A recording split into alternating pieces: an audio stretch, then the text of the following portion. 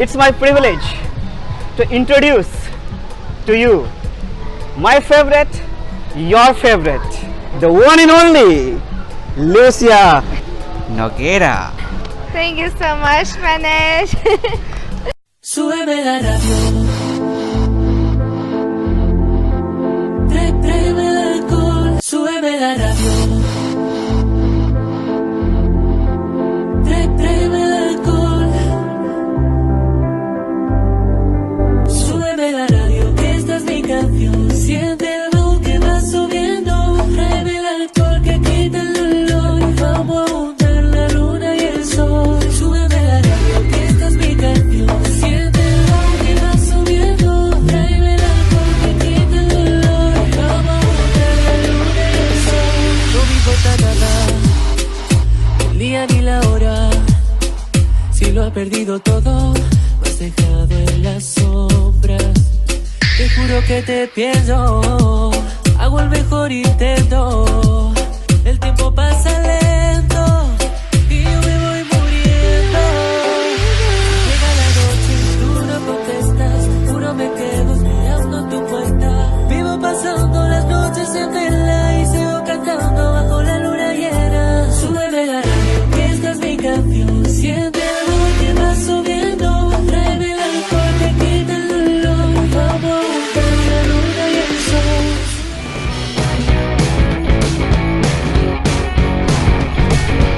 Lucia Nogueira. I am a very simple girl. I like simple, practical things. I love music. I love to dance.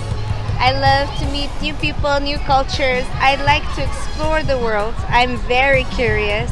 I'm always eager to learn more, to know more about, this life, other people's life, and what we're here all about.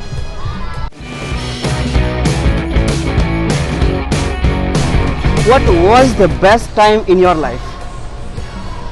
Or even it may be this time. It is this time.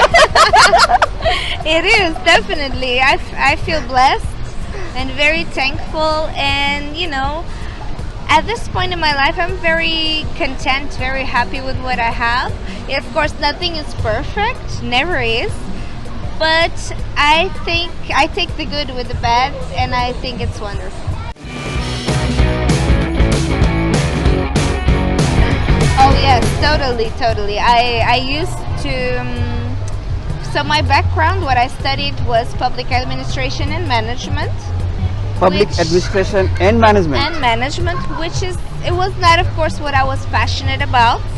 It is what I felt that was appropriate or acceptable in terms of society. Yes. Because where I come from, living out of dance is not something that you do. It's not even a choice. And so I ended up choosing something that I felt, okay, this will allow me to have a job in the future, whatever that job is, as long as it pays the bills. Yes. And the things that I love, I will do outside of work. So this is what I was thinking at the time. Okay. And dance is something that I would do outside of work. However, it just happened that I was so passionate about it that I ended up doing more and more of it.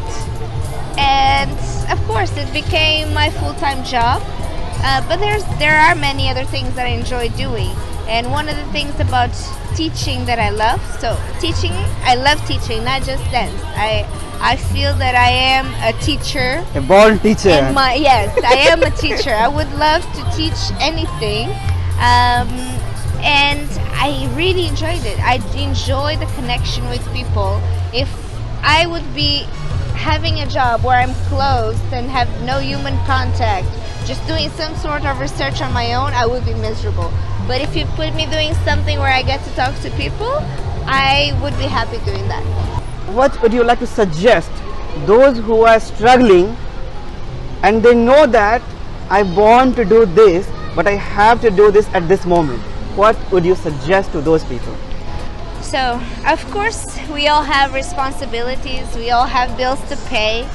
I don't suggest everyone quit your jobs and go do whatever makes you happy, go live on the top of the mountain. That's not what realistic. I'm saying. No. What I'm saying is that we can start with simple things. If you start by doing one thing per day that you absolutely love, that you know it's for you, that thing will give you more energy, will make you happier, and by making you happier, you have more energy to share with others, True. and you are able to have more joy to provide to others. But if you never take the time to feed yourself, you don't have enough to share with others. True, makes sense. Then of course slowly, the more you start doing something, Slowly. the more you start being better at it. And if that's something you can actually bring into making a job out of it, or associating that little thing with what you do at the moment, of course you can grow into doing different things.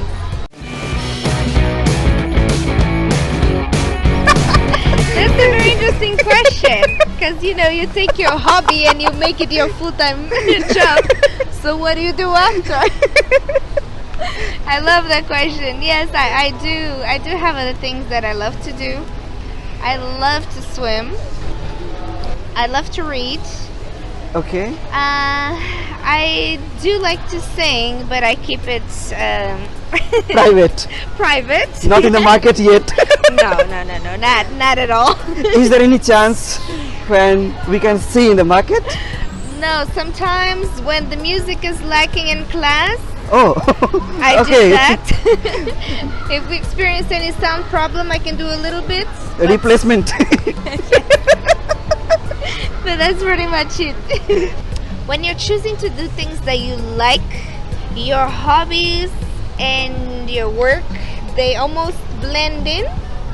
So it's hard to differentiate, So sometimes when I really want to differentiate, I'll do something like I will pour a glass of wine and I have a read, quietly, or I can have a hot bath or go for a massage. Okay. Yes, I love massages. Something like that. Do you remember any funny incident which happened on the dance floor with you? Oh yes. A lot of technical difficulty. Yes, the underwear is showing, or I have to wear a scarf to cover it because the fabric is actually see-through. Or we were so tired that we ended up falling and just just being there on the dance floor, lying and looking at the ceiling after a demo. I can just imagine. Yes, a lot of these things are falling during, some trick that you were doing. Definitely. I was trying to Google it. What is the distance between Angola and Portugal? It's very distant, but don't ask me exactly. I won't ask you, I'll tell you. Tell me then. 6,200 plus kilometers. You definitely have the mind of an engineer.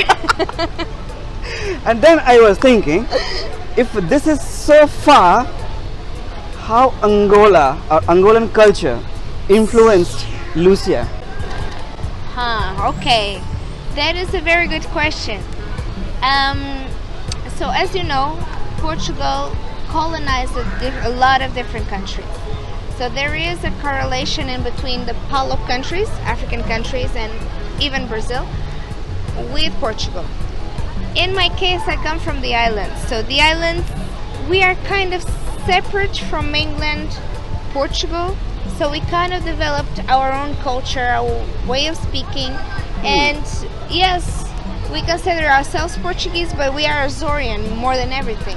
So when I traveled from Azores to mainland Portugal to live there and to study there, it was a big culture shock for me because I wasn't used to the way of doing things, to the food, to the way of speaking, even to get on a train, which is something you don't have on the island. It was a big difficulty for me. It was everything too big, too scary, too fast. And with time, I felt that the people that I could relate the most to in the beginning were Cape Verdeans, because they're also from the islands. They have this island mindset, more relaxed, more calm, and you know, they understand what it's like to come from a small piece of land to suddenly this big region, this big territory. So when I moved to Lisbon, I first lived with a Cape Verdean friend, Carmen. Okay. And I learned a lot from her culture, how to cook cachupa and many other things. And in university, I also have a lot of friends from Cape Verde. I also met a lot of friends from Angola, Mozambique, São Tomé, and Guinea-Bissau as well. And of course, I started to learn from their culture. Eventually, I moved in with a friend from Angola. I was at her family's house, so I learned a lot from her and from her family. And this is how I started to learn about not just the dance and the music, but the culture. And it was small steps. I wasn't planning on doing anything with it. I was just And learning. you've fallen in love with that culture and the music. Yes, definitely. And No wonder. Yes. That influenced you. for